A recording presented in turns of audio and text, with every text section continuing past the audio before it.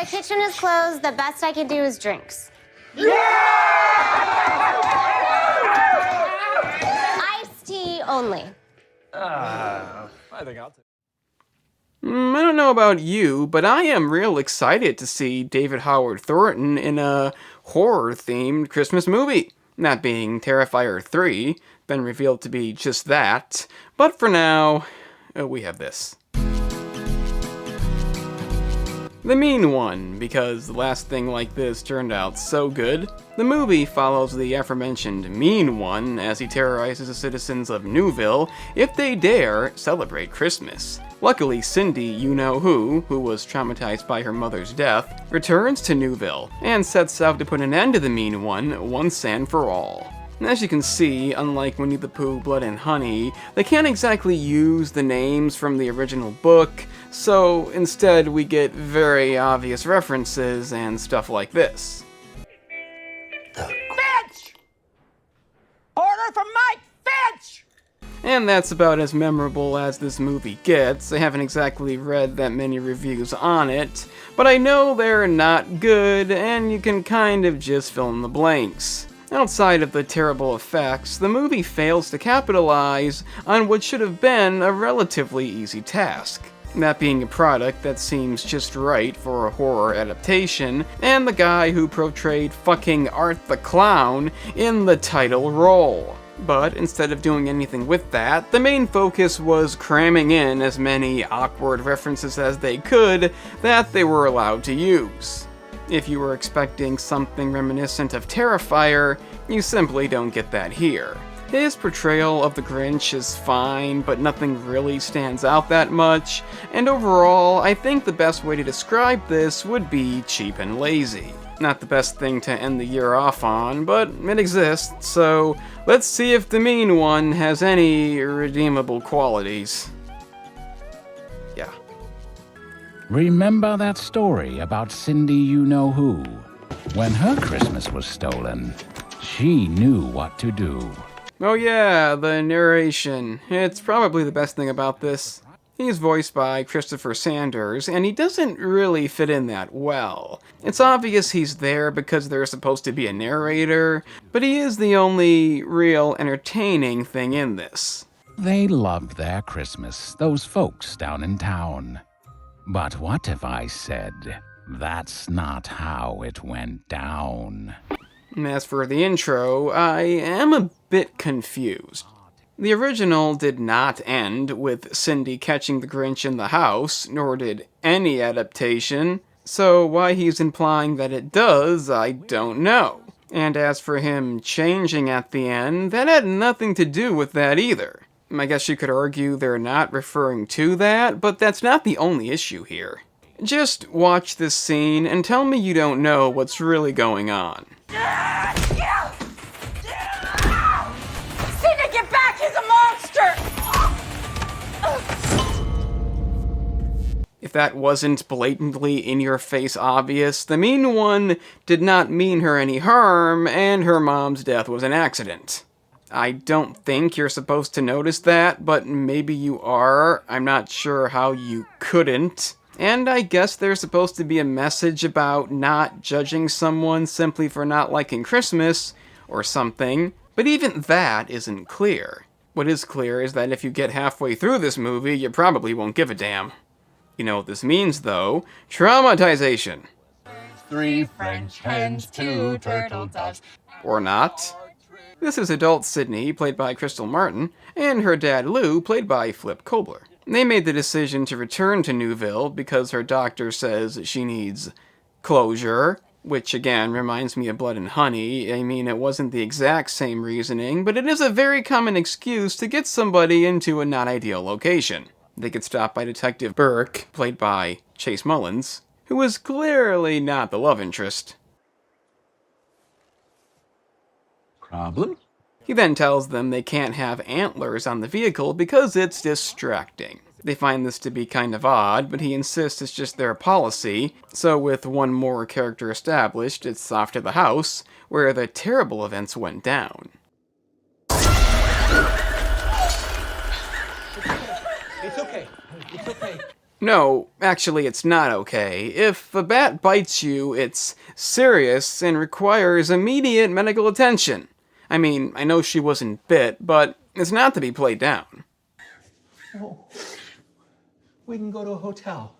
Are you fucking nuts? That's the whole point. If you do that, you've come out for nothing.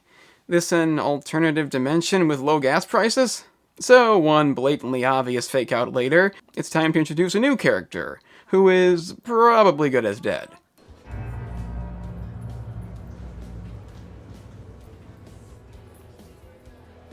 Running for mayor in a horror movie and not liking the lead. Definitely good as dead. This is Mayor McBean, played by Amy Schumacher, and call it intuition, but I get the feeling she's somewhat on the corrupt side.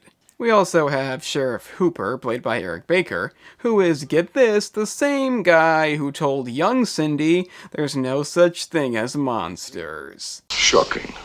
Also, I don't like complaining about kid actors, especially of this age, but she doesn't exactly sound devastated or remotely sad. I need to hear you say it, sweetie. Monsters aren't real. That's my brave girl.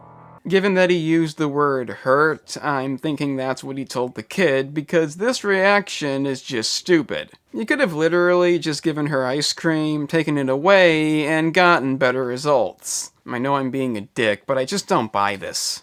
It turns out they never found the guy due to no good description, and we also learn that in this town they don't sell Christmas decorations because people just aren't into it. And I'll give them credit on one thing, at least they give a valid reason as to why Bert doesn't celebrate being Jewish, allowing him to be conveniently unaware of what's really going on. Unfortunately, they don't know either, and proceed to decorate the following night. There's a 50% chance those don't turn on. Especially if you keep shaking them like that, it's really gonna kill that cheer. Speaking of cheer, for somebody whose mom and her wife was violently killed on Christmas, they seem a bit too happy. I mean, what the fuck even is this? The mean one seems to agree with this idiocracy, and magically turns off the fire. He then disembowels Lou, stabs him through the eye, and steals everything. Which is kind of funny, because at that point, you're probably not gonna be celebrating anyway. And no, that was not just a dream, that did happen, but the narration makes it sound like she was having a nightmare about what happened. Cindy's nightmares continued about the blood and the beast. If she hadn't lost her mind, she's misplaced it at least. Which is just confusing, but again, the narration is the best part, so whatever. Of course, nobody believes it was the same guy, aside from Burke, who kind of does for plot purposes, but there is another theory. What if it's coming for me? What if it's coming for all of us? What if it's coming to steal our Christmas bird? Yeah, there are a lot of attempts in this movie to shoehorn in parts of the book, pretty much every notable line, and they don't really fit in at all. Talking about stealing Christmas at this point is just beyond stupid, and believe it or not, it actually gets worse from here. They're relentless! Say what you want about Blood and Honey, but at least the first half of that movie gave the fans what they wanted. Classic characters committing heinous acts. It was only the lackluster second half that threw it off. With this, it's already apparent that only the minimal effort was put in. She goes home to find the bloodstain is still there because I guess nobody cleaned it, and it's made clear that things are not what they seem. Which is about all we get from this conversation. Nothing new is revealed, and most of it doesn't even make sense. I'm trying to breathe new life into this town. And you know CPR. Is this a joke to you? It's funny, just not ha-ha. I guess we're supposed to think the sheriff isn't that bad, but who the fuck wrote this? Also, you really gotta love how unique the mayor is. Such inventive writing on display here. Let her grieve. She's in pain. And my heart breaks for her. I mean, can you even imagine? I mean, I buy it. I don't know about you, but it's just so damn believable. While cleaning up her dad's blood, she finds a rare flower and decides to trace it to the Newville Mountains. Personally, if I was cleaning up my dad's blood that was just left there, I probably wouldn't think, oh look, a rare flower. I guess the monster must have left it, I better go trace it to the mountains to find him, but that's just me. She comes across a jump scare and then finds somebody's wallet. The mean one then attacks some hikers who are engaging in Christmas-themed activities, and we finally get to see it. You're real. It looks okay. It's no Art the Clown. It's definitely not the worst thing, effect-wise, in this movie, so I'm indifferent. You're real! You're real! You're real! That's right, the power of stones, and repeatedly saying you're real, he's easily bested. And for whatever reason, they don't tell her if the guy lived or not. It's not made clear that he didn't. But given that her glasses flew off, she never saw the thing. Isn't that convenient? Basically, the mountains aren't their jurisdiction, so they don't care. Mandy explains that because of what she said, it ruined Christmas for everyone. Which, spoiler, is not the case, but is she really supposed to believe that because she said she saw a monster when she was a little kid, people just quit celebrating Christmas forever? Yeah, that makes perfect sense. So, who is Walter Mulberry and why doesn't he need his wallet anymore? That's an odd way to put that, but he is the love interest, so of course he won't be completely useless.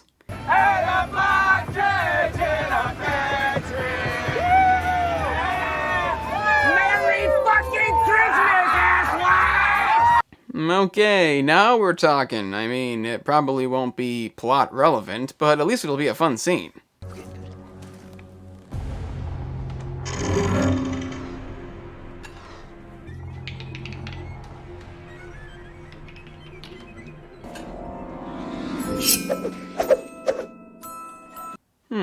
I like it so far.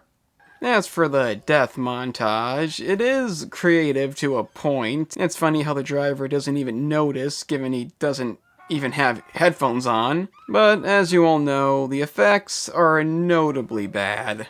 I could see if it was due to the budget, but just don't have blood fly at the screen. We don't need that, and there's plenty of fun kills that don't have that issue. There are some cheap elements too, like the scream being repeated.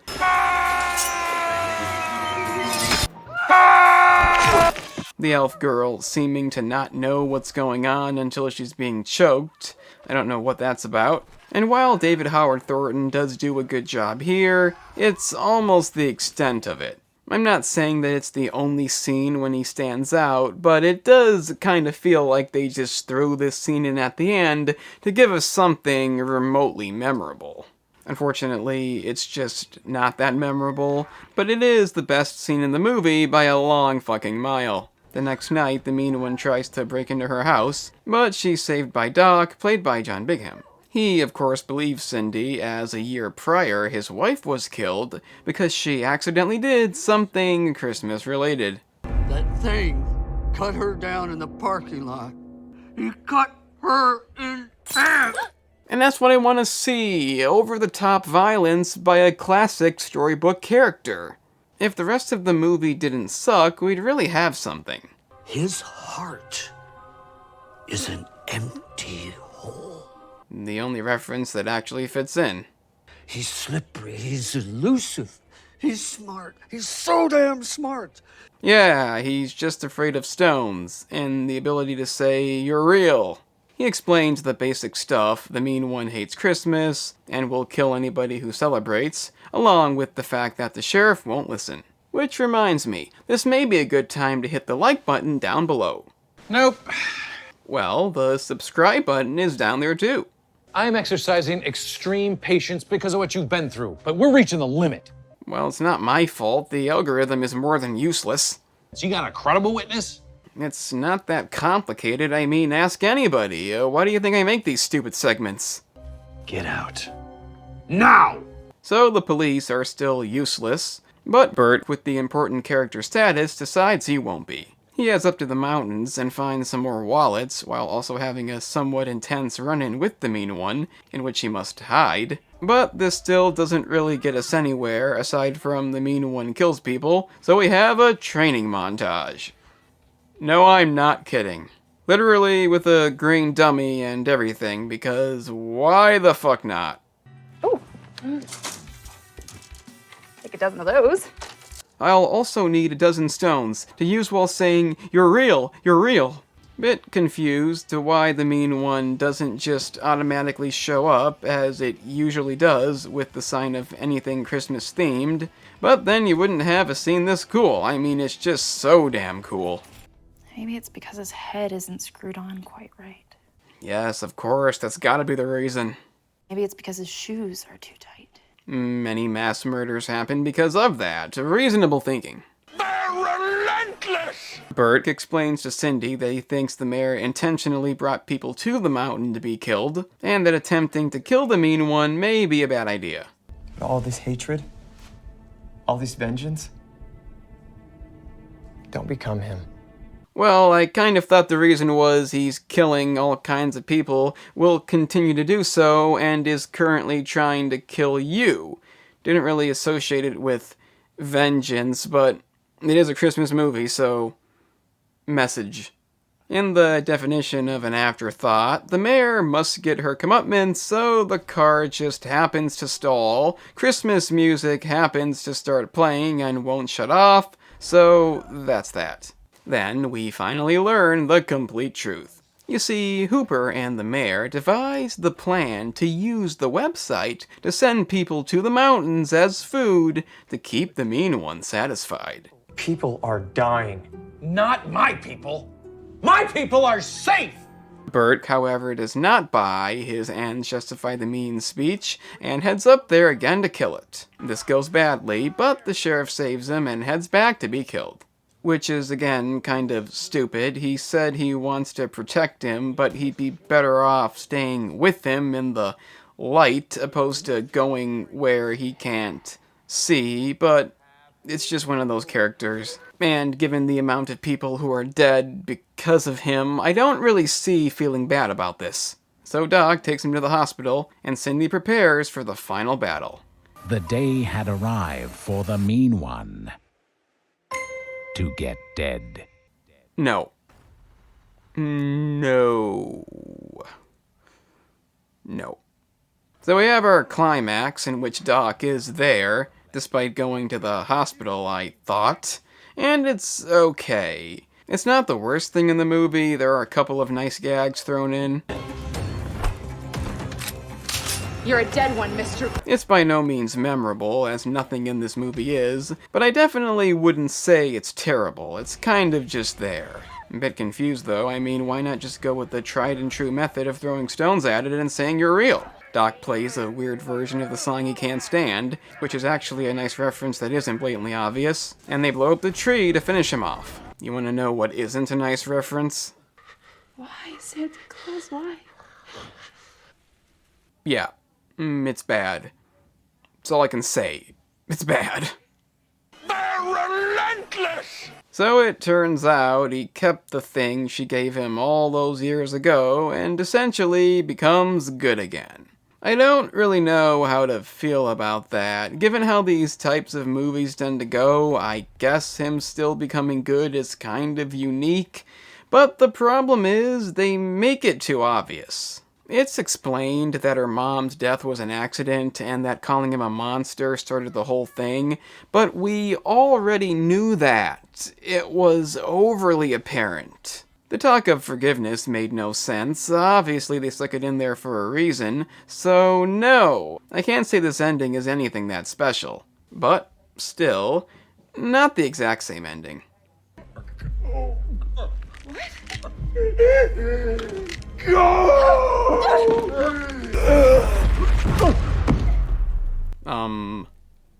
Hooray?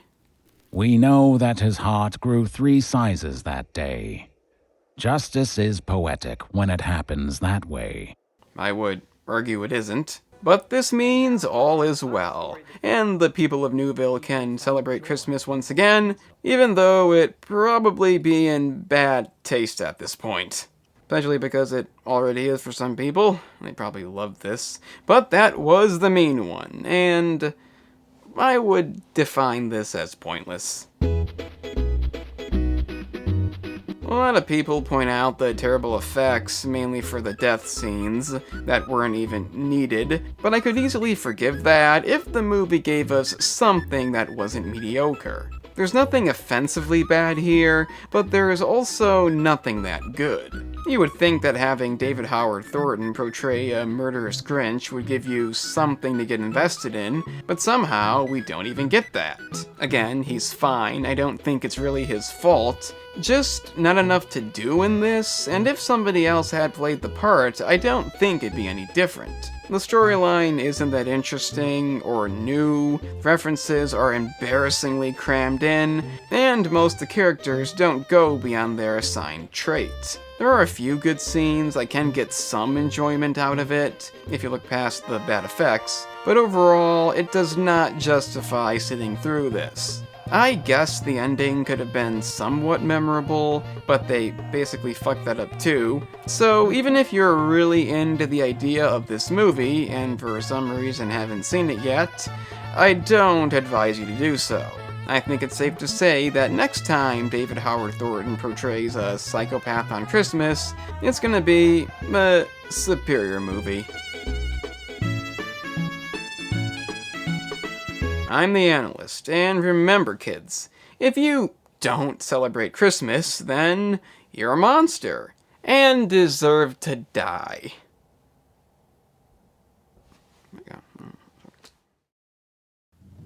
So, you've made it to the end. That's an impressive feat indeed. Since you managed that, I guess check out the gaming channel, in which I cover a variety of gaming topics, like analysis videos, such as this one.